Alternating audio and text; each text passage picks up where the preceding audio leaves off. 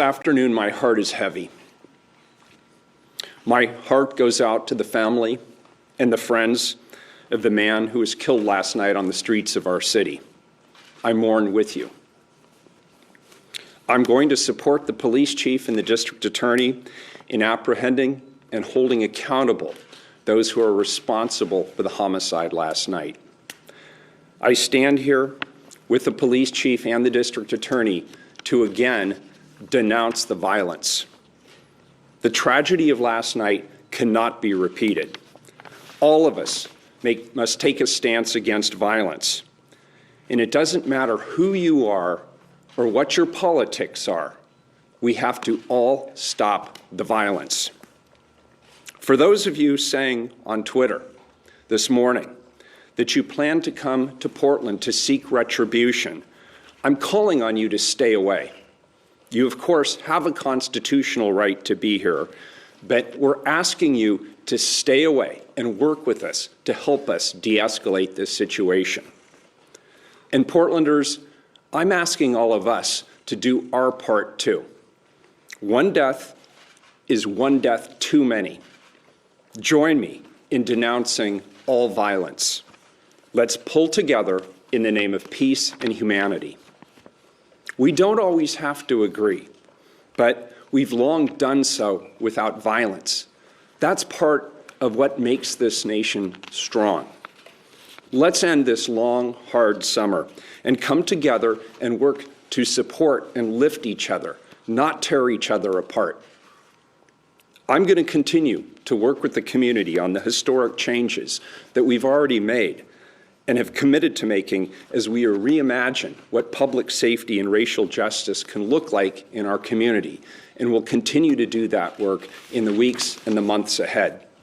There's so much work to do, and I'll be intentionally engaging the public as we proceed to engage in that hard work together. Yesterday's events began with hundreds of cars filled with supporters of the president rallying in Clackamas County and then driving through downtown Portland. They were supported and energized by the president himself. President Trump, for 4 years, we've had to live with you and your racist attacks on black people. We learned early about your sexist attitudes towards women. We've had to endure clips of you mocking a disabled man. We've had to listen to your anti-democratic attacks on journalists. We've read your tweets slamming private citizens to the point of receiving death threats. And we've listened to your attacks on immigrants. We've listened to you label Mexicans rapists. We've heard you say that John McCain wasn't a hero because he was a prisoner of war. And now you're attacking Democratic mayors and the very institutions of democracy that have served this nation well since its founding. Do you seriously wonder, Mr. President, why this is the first time in decades that America has seen this level of violence? It's you who have created the hate and the division. It's you who have not found a way to say the names of black people killed by police officers, even as people in law enforcement have. And it's you who claimed that white supremacists are good people. Your campaign of fear is as anti-democratic as anything you've done to create hate and vitriol in our beautiful country. You've tried to divide us more than any other figure in modern history. And now you want me to stop the violence that you helped create. What America needs is for you to be stopped so that we can come back together as one America while recognizing that we must demand that all people, black, brown, white, every color, from every political persuasion, pull together and hold all people accountable in stopping racism and violence, and we together are peaceful again under new leadership that reflects who we really are, we the people of this great nation. President Trump, you bring no peace. You bring no respect to our democracy. You, Mr. President, need to do your job as the leader of this nation. And I, Mr. President, will do my job as the mayor of this city. And we will both be held accountable, as we should. I'm also calling out every other elected official in Oregon to join me, not only in defeating racism, but also in helping me to stop the violence, as we are and will continue to be held accountable by all of our residents. Today, we need to decide who we are and where we want to go from here. Don't let this be the spark that sets off an acceleration of hostilities in our beautiful city. Those are not our values. What happened last night does not move us forward. It sets us back. I know the values of this community. I was born and raised here. I found my living here. I raised my family here. This is where I want to be, and I know the values of this community. We want to protest powerfully and peacefully. We believe that Black lives matter. And we believe that it's the responsibility of our leaders to ensure that the systems that we have in place to protect and serve do so equitably.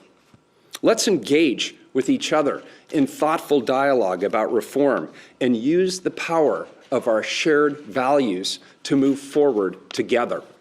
We must recommit our energy and our resources to advancing the work of reform and the transformation of our systems. This morning, the President had some very harsh words for you, obviously. He didn't condemn the violence, but he said that, in his words, it was unexpected. Because of the weeks of some violence we've seen in the city. What's your response to that? My response is, as the President of the United States and somebody who has been perpetrating divisive and hateful language for 4 years, for him to now stand here and say that it's unexpected and act as though he's shocked is appalling to me. We all saw this coming. And as I said, I've stood at this podium, I don't know how many times, and have said that we must denounce the violence, that we must work together, that we must accurately address what's going on around systematic injustices in our community here in Portland and hold ourselves accountable for what's happening here in Portland. But the President has a role to play in this as well, in acknowledging and understanding those systematic injustices nationally. And the tweets that he's been putting out in the last 48 hours, attacking Democratic mayors, attacking those who are trying to bring resolution to the violence in their local communities. He has an opportunity to uplift us and bring us together and help us move through this difficult situation in our nation's history, and instead, he chooses to play petty politics and divide us. That's my reaction. So I'm going to do the work that I need to do here in my local community with my local officials to take accountability for what's happening on our streets. And I'd appreciate that either the President support us or he stay the hell out of the way. Just to follow up, what you appear to be saying was that because of the violence, he's not surprised that there would be this other group coming in. What's your response to that? Well, of course he's not surprised. He encouraged them to come into our community. And previously, he has actually encouraged or at least tacitly approved of violence. And so I'm not surprised in the slightest. I'm surprised if he would be surprised by this. There's an olive branch opportunity here for all of us. We need to reset. The President needs to reset. I need to reset. This community needs to reset, and America needs to reset. And it's going to take his leadership in the White House, and it's going to take my leadership here in City Hall to get it done. And so I'm saying, let's end this summer. Let's end the violence. Let's commit to that. Is that something we can all agree on, that we are done with the violence? And now let's do the hard work of acknowledging, of hearing, and understanding the pain and the suffering and the fear and the anxiety that exists in this nation around the COVID crisis, which the President initially seemed to be ignoring or poo-pooing, and the economic crisis, which is now resulting, causing so many Americans economic stress and strain, and now the work that we have to do in our communities across this nation in the wake of the murder of George Floyd. I'm up to that challenge, and I hope the President is too. And I'm ready to reach across any aisles I need to reach across, any political divides that I need to cross in order to bring us back together. Somebody's got to do it. I'm committed to it. I know my colleagues on the Portland City are committed to it. I'd like to hear the President of the United States say he's all in. Let's bring this great nation back together. I'm not sure how you specifically operationally can prevent this. And keep in mind, it's no secret to anybody that I personally am not a Trump supporter, but I will defend to the death the right of a Trump supporter to stand outside my apartment and non-violently demonstrate in support of their candidate. That's core to American democracy, is that right to demonstrate freely without the fear of retribution. So when people say they want to come into the city in a caravan supporting their presidential candidate, we cannot tell them no. They have constitutional rights to be here, rights which I embrace and support. The violence, however, is the problem. And so what I'm asking people right now, knowing what happened last night, is if you're thinking you're going to come back into our city from somewhere else to seek retribution, I'm telling you to stay away. Work with us. Help us de-escalate this situation. One death is too many. We don't want other people to die.